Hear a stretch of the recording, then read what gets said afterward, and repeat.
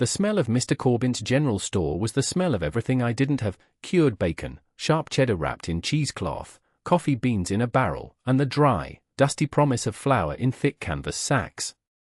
My own offering smelled only of failure. The half-dozen apples I'd placed on his counter were perfect for today. They were early-season transparents, their skin a pale, luminous green, but their flesh was already softening, whispering of the rot that would claim them by week's end. Mr. Corbin, a man whose gut strained the buttons of his vest, poked one with a thick finger, leaving a dent that immediately began to brown. He looked at me, not with malice, but with a weary, practiced pity that was somehow worse. "Ada," he sighed, polishing his spectacles on his apron. "We go through this every summer. They're fine for a day. 2, maybe. What am I supposed to do with a bushel of these? Watch them turn to mush on my shelves."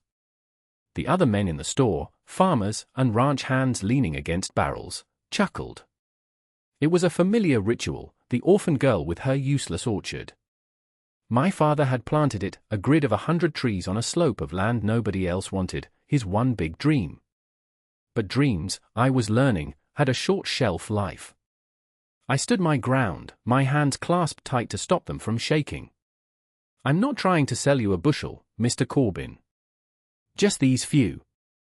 For a little salt and some thread he shook his head, pushing them back toward me. "Charity's one thing.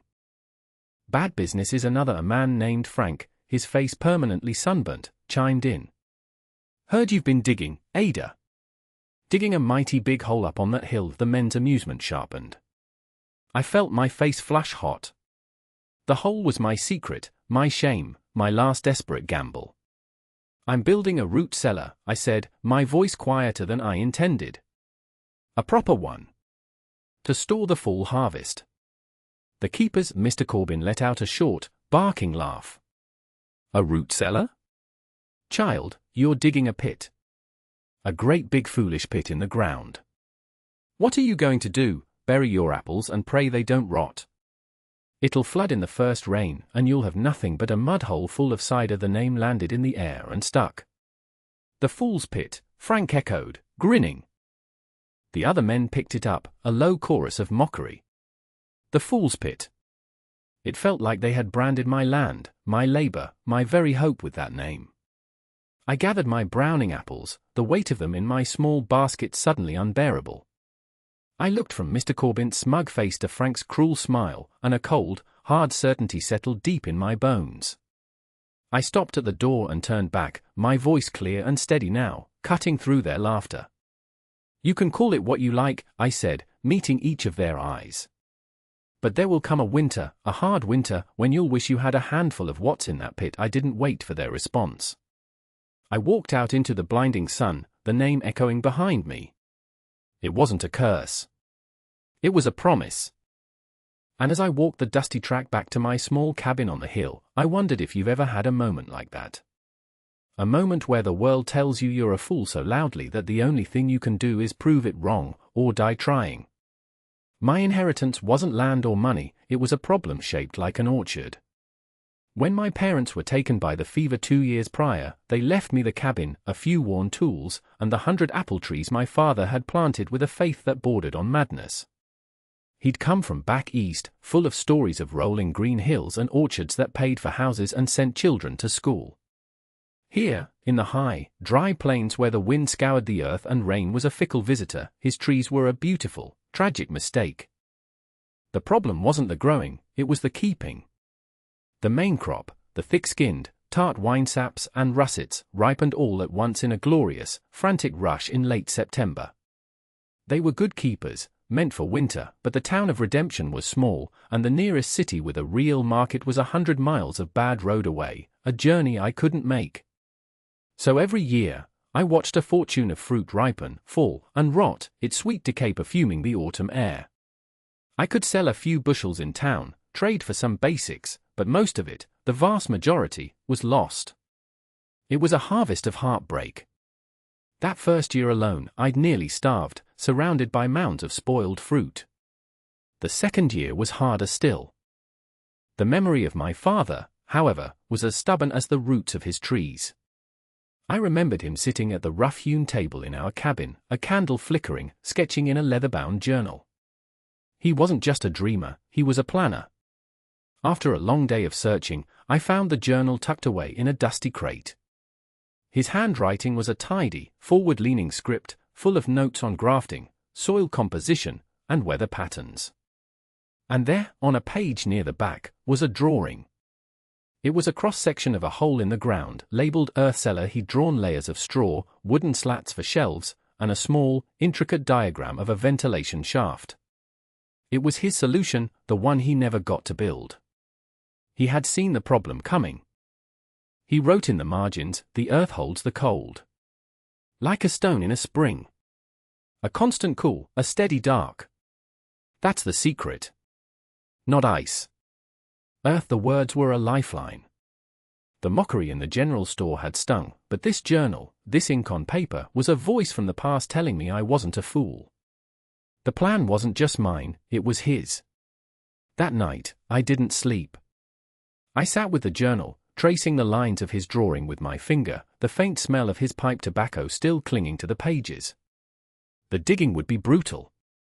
I was 19, and small for my age. But the alternative was another winter of near starvation, of depending on the grudging charity of men like Mr. Corbin. The pit was more than a hole, it was a declaration of independence. It was a way to honor the man who had planted the trees, a way to finish the work he'd started. The next morning, I took my father's shovel, its wooden handle worn smooth by his hands, and I walked to the spot he'd marked on his hand-drawn map, a gentle rise on the north side of the hill, shaded from the harshest afternoon sun. I plunged the shovel into the dry, packed earth. The sound it made, a dull, resistant thud, was the first note of a long and difficult song. The digging was a kind of prayer, offered to the god of dirt and sweat. Every morning, I was out at first light, before the sun had a chance to bake the ground into brick. The topsoil gave way easily enough, a dark, crumbly layer full of worms and the ghosts of last year's leaves. But then I hit the clay, a dense, stubborn seam of orange that fought the shovel at every turn. My hands, soft from a winter of inactivity, blistered within the first 2 days. By the end of the week, the blisters had broken, wept, and hardened into calluses that felt like leather patches on my palms. My world shrank to the growing circle of excavated earth. Shovel in, lift, turn, toss. The rhythm became my heartbeat. My back screamed, my shoulders ached with a fire I'd never known, but I learned to work through it, to find a pace that was sustainable. I measured progress not in feet, but in inches, in the slow lowering of the ground beneath me. The town watched. I could feel their eyes on me when I walked in for supplies, the way conversations would stop and then restart in whispers. Children would sometimes creep up the hill and peer down into my hole, their faces a mixture of awe and confusion, before running back to town with reports. "She's still digging," I imagined them saying. "The hole's getting bigger," the name stuck. The Fool's Pit. It followed me like a stray dog. One afternoon, as I was struggling to break up a particularly dense patch of clay, a shadow fell over me. I looked up, shielding my eyes, and saw a man standing at the edge of the pit. It was Samuel, an old-timer who lived in a small, neat cabin on the far edge of town, a place he'd built himself. He was a man of few words, known more for the quality of his fences and the straightness of his furrows than for any conversation. He was wiry and weathered, his face a roadmap of long years spent under the sun. He didn't say anything, just watched me work for a long time, his expression unreadable. I braced myself for a lecture, for more mockery, but it never came. He just stood there, chewing on a piece of grass. Finally, he pointed a gnarled finger toward the downhill side of the pit. "You'll want a French drain there," he said, his voice raspy from disuse. "A trench filled with rock. Otherwise, the first big rain will find its way in, no matter how good your roof is. Water always seeks the lowest point." He didn't wait for a thank you. He just nodded once and walked away. It was the most practical advice I'd ever been given. It was also the first time someone had looked at my project and seen not a fool's endeavor, but a structure with potential problems to be solved. He hadn't offered to help, but he had offered knowledge. That single piece of advice was worth more than a dozen hired hands. It was a sign that I wasn't entirely alone. That night, I added a new drawing to my father's journal, a small, detailed sketch of a trench filled with stones, a silent thank you to the quiet man on the edge of town. The work was still mine, the pit was still foolish to everyone else, but now, a tiny seed of shared purpose had been planted. Summer deepened, and so did the pit. The sun beat down relentlessly, and the air grew thick with the buzz of flies. I worked in the cool of the mornings and the evenings, resting in the shade of the orchard during the brutal midday heat. The hole was no longer a hole, it was becoming a room. It was now deep enough that my head was below ground level when I stood inside, and the air at the bottom was noticeably cooler, carrying the damp, clean scent of deep earth. Samuel's advice about the drain proved to be a godsend. A sudden, violent thunderstorm rolled through one afternoon, turning the hillside into a series of muddy rivers. I watched from the cabin window, my heart in my throat, convinced that Mr. Corbin's prophecy of a mud hole was about to come true. But the trench I'd painstakingly dug and filled with rocks from the creek bed did its job, diverting the rushing water around the pit, leaving the inside miraculously dry. After that, Samuel's visits became a quiet routine.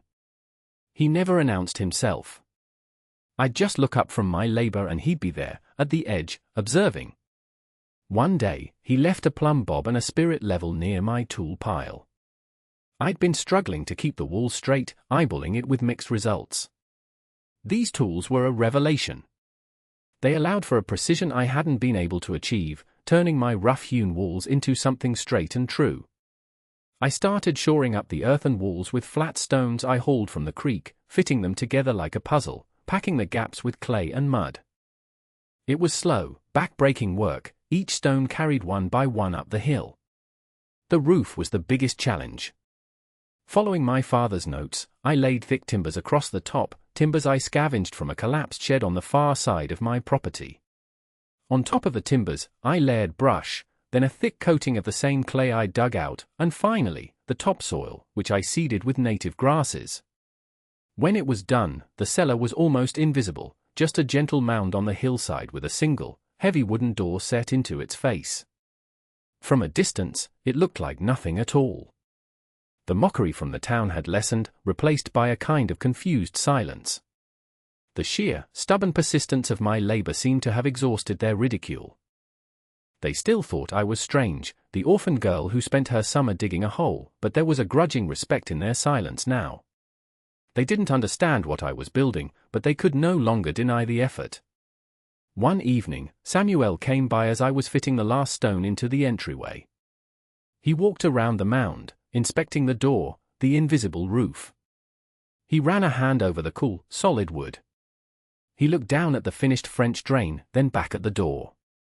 He finally looked at me, my clothes caked in mud, my hair a mess, and a rare, small smile touched the corners of his mouth. "That'll hold," he said. It was the highest praise I could have imagined. His validation was a quiet, sturdy thing, like the cellar itself. It wasn't loud or flashy, but it was real. As the summer air began to thin, carrying the first premonition of autumn, I stood before the door of my cellar. It was no longer a fool's pit. It was a fortress. A vault. It was my hope, built of stone and sweat and a dead man's faith. Autumn arrived like a sigh of relief, painting the hills in strokes of gold and rust. The air grew crisp, and the apple trees, my beautiful, burdensome trees, began to sag under the weight of their own generosity. This year, the sight didn't fill me with dread. It filled me with purpose. The harvest was a race against time, but now I had a destination for the prize. I spent 2 weeks from sunup to sundown in the orchard, a basket strapped to my back. I learned the language of the fruit. A gentle twist, not a pull. I checked each apple for bruises, for wormholes, for any sign of imperfection. The flawless ones, the hard, unblemished keepers, went into special baskets destined for the cellar. The bruised ones, the ones with small blemishes, were set aside for another purpose. The cellar was waiting. Opening the heavy door was like stepping into another season. The air inside was still and cold, a full 20 degrees cooler than the autumn day outside, and it smelled of damp earth, stone, and profound quiet. I had lined the stone shelves Samuel's level had helped me build, laying down a thick bed of clean, dry straw I'd traded a basket of early apples for. The process was a meditation. I took each perfect apple and polished it gently with a soft cloth before placing it on the straw, making sure none of them touched. It was a lesson in patience my father had written about. One bad apple spoils the barrel. Give them space. Let them breathe rows and rows of wine saps, their deep red skins looking like jewels in the lantern light. Black twigs, so dark they were almost purple. Golden russets with their rough, sandy skin. It was a treasure hoard of dormant sweetness and life. Down in the cool darkness, surrounded by the fruits of my labor, I made a discovery. I'd brought a thermometer down, and over several days, I saw that the temperature barely fluctuated. It held steady at a cool, perfect 40 degrees, day and night. The humidity was high, but there was no dampness, no rot. The ventilation shaft my father had designed, a simple pipe leading up through the earthen roof, was working, allowing the air to circulate without letting in the warmth. It was a self-regulating system, a living machine made of dirt and stone. I had a corner of the cellar I had designated for the seconds there. I set up the small, cast-iron cider press my father had left in the barn. I spent evenings washing, coring, and crushing the bruised apples, the ones Mr. Corbin wouldn't even look at. The sweet, tangy juice ran into a clean barrel, and the scent of fermentation soon added a sharp, lively note to the cellar's earthy perfume. Then came the final, most hopeful act. I had nurtured a tiny sapling all summer, a graft from my father's favorite tree. It was no bigger than a switch. With a small trowel, I dug a little hole in the cellar's earthen floor, filled it with good soil from the garden, and planted the sapling right there in the deep dark. It was an act of pure, unadulterated faith. A tree planted underground. It was the most foolish thing I had done yet. But as I looked at that fragile twig in the lantern light, surrounded by the silent, waiting bounty, it felt like the most rational thing in the world. This place wasn't just for storage. It was for life. It was a promise that even in the deepest dark, something could wait, something could endure, something could even grow. The first snows came early that year, a fine, powdery sugar that dusted the brown hills and outlined the bare branches of the orchard. The heavy door to the cellar was now sealed against the coming cold, and my work, for the most part, was done. A profound quiet settled over my life. My days were measured by the simple tasks of survival, chopping wood, mending clothes, tending the fire. The town of redemption felt a world away. I had enough. The cellar held the apples and the slowly fermenting cider. My cabin was stocked with the flour, beans, and salt I had managed to trade for before the weather turned. It wasn't abundance, but it was sufficiency, and it was all mine. Every other day, I would take my lantern and unseal the heavy cellar door. The blast of cold, apple-scented air that greeted me was always a small miracle. I'd walk the narrow aisles, inspecting the fruit. I'd turn an apple over in my hand, its skin still firm and cool, its weight a solid, reassuring presence. I learned to spot the first signs of decay, a soft spot, a hint of mold, and would remove the offending fruit immediately, just as my father's journal instructed. The cellar was doing its job. The apples were not just surviving, they were thriving in the cold, still darkness. They were sleeping. I would always end my inspections in the far corner, by the little sapling. In the low, flickering lamplight, it looked like a dead stick. There were no leaves, no signs of growth. But when I touched its thin trunk, it felt pliable, alive. It was waiting, just like the apples. It was a quiet, lonely vigil. The winter deepened. The snows grew heavier, piling in great drifts against the cabin door. The wind howled for days on end, a mournful, relentless sound that seemed to scrape the sky clean. In town, I knew they would be gathered around the pot-belly stove in Mr. Corbin's store, their world shrinking, their supplies dwindling. They had their jerky, their salted pork, their bags of beans. But they would have no fruit, no fresh vegetables. Nothing with the taste of sunshine and earth in it. I felt a strange detachment from them, from their mockery and their eventual hardship. My focus was on the simple reality of my own existence, the fire in the hearth, the taste of a crisp, juicy apple in the dead of winter, the profound silence of the snow-covered land. There was a tense, hopeful feeling in that isolation. I had placed my bet. I had spent my entire summer on a single, massive gamble. Now, all I could do was wait for the world to show its hand. The loneliness was a physical presence, a cold spot in the center of my chest. But it was tempered by a fierce, quiet pride. I had built my sanctuary. I had provided for myself. Whatever came next, I would face it on my own terms, not as a beggar, but as a builder. The silence of the cellar was the silence of my own stubborn heart, holding steady against the storm. The storm that finally broke the back of the winter arrived not with a howl, but with a smothering silence. It snowed for 3 straight days without stopping, a thick, heavy, wet snow that fell not in flakes but in clumps, burying the world in a blanket of white. When it finally ceased, the landscape was unrecognizable. Fences had disappeared. Roads were impassable. The drifts against my cabin were higher than the roof. It took me a full day to dig a tunnel out from my front door. The town of Redemption was completely cut off. This wasn't a normal winter, this was a siege. Weeks passed.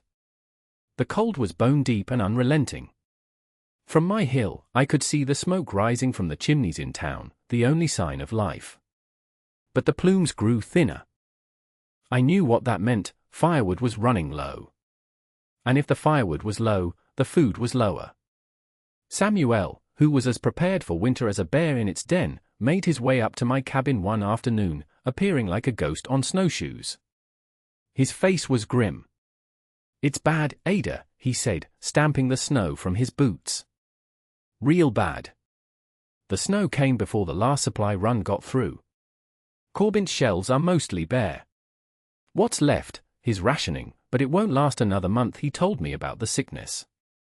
It had started with the children, a lethargy, a weakness. Then the adults. Their gums bled. Old aches flared into constant pain. Their bodies were failing them. Scurvy. A winter disease, born of a body starved for the kind of life found only in things that grew. They had meat and flour, but that wasn't enough. The human body, Samuel said, needed more. It needed a memory of the sun. He looked at me, his gaze direct. "They're hungry. But they're also proud." Too proud to ask the girl with the fool's pit for help, I just nodded, taking in the news. I thought of Mr. Corbin and his smug, pitying face. I thought of Frank's cruel laugh. I thought of the chorus of mockery that had followed me all summer. A dark, satisfying part of me wanted to let them starve with their pride. Let them eat their words. But then I thought of the children Samuel mentioned, children who had only repeated what their parents had said. I thought of the quiet desperation he described, the fear that must be creeping into every home in town. The cellar was full. It held more than just apples. It held life. And I was its gatekeeper. Samuel left me with a final piece of news. "Corbin's own boy is sick," he said quietly. His wife sent word to me, asking if I had any willow bark for tea. He didn't need to say more. The crisis had a face now. It wasn't an abstract comeuppance, it was a child, sick in the dead of winter, whose father had mocked the very thing that could now save him. The decision I had to make was no longer about pride or revenge. It was about what kind of person I was going to be. The first knock came 2 days later. It was a timid, hesitant sound against the heavy plank of my door. I opened it to find Martha, a woman whose husband had been among the loudest laughers in the store. Her face was pinched with cold and worry, and she clutched a thin shawl around her shoulders, refusing to meet my eyes. She looked past me, toward the slight mound on the hillside, the one they had all ridiculed. We heard," she stammered, her breath pluming in the frigid air. "Samuel said, you might have some apples." Keepers, her voice broke on the last word. "My youngest, she's not well." This was the moment. The moment I had pictured in my head all summer, the moment of my triumph. I could have made her beg. I could have reminded her of the laughter, of the name they had given my work. I could have charged her a fortune. But looking at her chapped, desperate face, the victory I had imagined felt cheap and sour. The real victory was the weight of the apples on the shelves, the cold, life-giving air in the cellar. I simply nodded. "Wait here." I took my lantern and my basket and walked to the cellar. The air inside felt sacred. I chose a dozen of the best wine saps, their skins cool and firm, their color a defiant, living red against the white snow. When I brought them back to Martha, she stared at them as if they were gold. "What do I owe you?" she whispered, fumbling inside her thin coat. I thought of the salt and thread I had tried to trade for in Mr. Corbin's store. "I need firewood," I said. "And when the road's clear, a bag of flour." She nodded, tears freezing on her eyelashes. "Yes." Of course, word spread through the snowbound town like a contagion of hope. The next day, there were 3 people at my door. The day after, 5. They came with offerings, a slab of salt pork, a mended pair of gloves, a promise of labor in the spring, a jar of precious honey. They were humbled, their pride stripped away by the harsh reality of winter and the sickness of their children. They never called it the Fool's Pit again. They called it the cellar or Dada's larder. Then, one morning, I saw him coming up the hill. Mr. Corbin. He walked slowly, his usual bluster gone, his heavy coat seeming to swallow him. He was not at the head of a line, he was alone, and he looked smaller than I remembered. He stopped a few feet from my door, his gaze fixed on the ground. "Ada," he said, his voice thick. "My boy." His asking for an apple. He finally looked at me, and in his eyes, I saw not the smug storekeeper, but a terrified father. The humiliation was complete, but it brought me no joy. It was just a sad, necessary thing. "I heard you had some keepers," he mumbled, echoing his own words from a lifetime ago. I met his gaze, my own expression unreadable. "I do," I said. I filled a small sack for him, more than he could have expected. When I handed it to him, our hands brushed. His were trembling. He didn't ask what he owed me. He knew this transaction was beyond money. "Thank you," he said, the words barely audible. He turned and walked back down the hill, a man bent under the weight of a debt he could never truly repay. The reversal was complete. It wasn't loud or triumphant. It was quiet, and cold, and as real as the apple in a sick child's hand. My cabin became the heart of the town. The path to my door, once faint and overgrown, was now a packed, well-trodden trail in the snow. The trickle of visitors became a steady stream. I had to create a system. I knew the supply, while vast, was not infinite. It had to last until the thaw. I began a form of rationing, giving each family just enough to keep the sickness at bay, prioritizing the homes with young children and the elderly. The Fool's Pit, my solitary creation, was now a community resource, and I was its steward.